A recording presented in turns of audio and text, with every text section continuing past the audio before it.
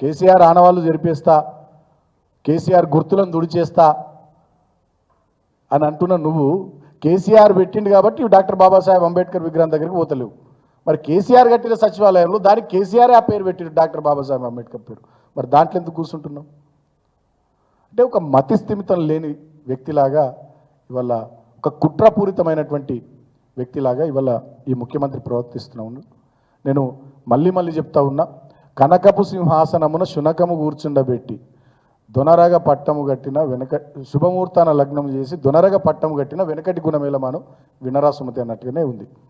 అంటే వీళ్ళకు అర్హత లేనోళ్లకు అవకాశాలు వస్తే ప్రజలకు మంచి చేసుడు పక్కకు పెట్టి ప్రతిపక్షాల మీద కుట్రలు, దాడులు, వ్యక్తిగతమైనటువంటి క్యారెక్టర్ అసాసినేషన్ కథలు, ఈ రకమైనటువంటి చిల్లర ప్రయత్నాల్లో ఆయన ముందుకు పోతూ ఉన్నాడు తప్ప ప్రజలు ఇచ్చినటువంటి బాధ్యతను గుర్తెరిగి ప్రజా సంక్షేమము, ఈ ప్రాంత అభివృద్ధి కోసం ఆయన పనిచేస్తలేడు.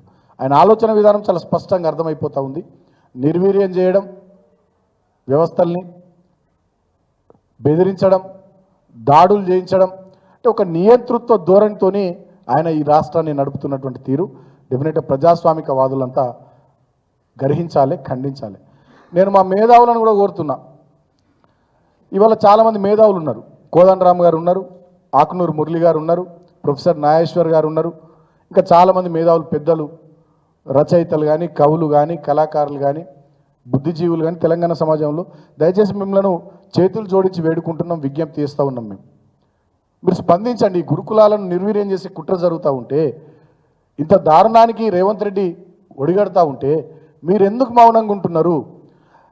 పదవుల కోసం పెదవులు ఎందుకు మూసుకుంటున్నారు? కోదండరామ్ గారు స్పందించుండ్రి, ఆకునూరు మురళి గారు స్పందించుండ్రి, ఇతర మేధావులందరూ కూడా స్పందించాలని నేను కోరుతా ఉన్నా. వామపక్ష పార్టీలు వల్ల మీరు సిపిఐ అలయన్స్లో ఉన్నారు, కాంగ్రెస్ పార్టీ అలయన్స్లో, మరి మీరేం చేస్తూ ఉన్నారు? సిపిఎం పార్టీ మరి మీరు కూడా మాట్లాడాలి. గురుకులాలు నిర్వీర్యం అవుతూ ఉంటే మీరు ఎందుకు మాట్లాడడం లేదు? దయచేసి అందరం కూడా కలిసికట్టుగా మాట్లాడదాం, ఈ గురుకులాలను కాపాడదాం. ఈ దళిత, బహుజన, గిరిజన వర్గాలకు సంబంధించినటువంటి బిడ్డలు మంచి చదువులు చదువుకునేటట్టుగా ఈ ప్రభుత్వం మీద ఒత్తిడి తీసుకొచ్చి వాళ్ళకి అన్ని సకల సౌకర్యాలు, అన్ని సదుపాయాలు గతంలో కేసీఆర్ గారి ప్రభుత్వం చేసినట్టుగా, ప్రవీణ్ గారి ఆధ్వర్యంలో గురుకులాలు నడిచినట్టుగా మళ్ళీ ఇప్పుడు ఆ తీరు కొనసాగేటట్టుగా దయచేసి అందరం కూడా ఈ ప్రభుత్వం మీద ఒత్తిడి తీసుకొద్దాం, ప్రభుత్వానికి కనువిప్పు కలిగేటట్టుగా పనిచేద్దామని చెప్పి నేను అందరికీ కూడా పేరు పేరున విజ్ఞప్తి చేస్తూ ఉన్నా. ఇది మా అప్పీల్. అదేవిధంగా ప్రభుత్వాన్ని కూడా మేము డిమాండ్ చేస్తూ ఉన్నాం. డెఫినెట్గా ఈ పార్ట్ టైం ఉద్యోగులను మీరు తొలగించిన నిర్ణయాన్ని వెనక్కి తీసుకోవాలి. గురుకులాల పరిరక్షణకు, గురుకులాలు గతంలో కేసీఆర్ గారి హయాంలో ఏదైతే స్వర్ణయుగంలో గురుకులాలు వెలుగొందినాయో అలాంటి పరిస్థితులు వచ్చే వరకు గురుకులాల పరిరక్షణకు మీ ప్రభుత్వం నడుం బిగించేంత వరకు డెఫినెట్గా ప్రభుత్వం వెంటబడతాం, వేటాడతాం, మేము వెనుకకు పోం.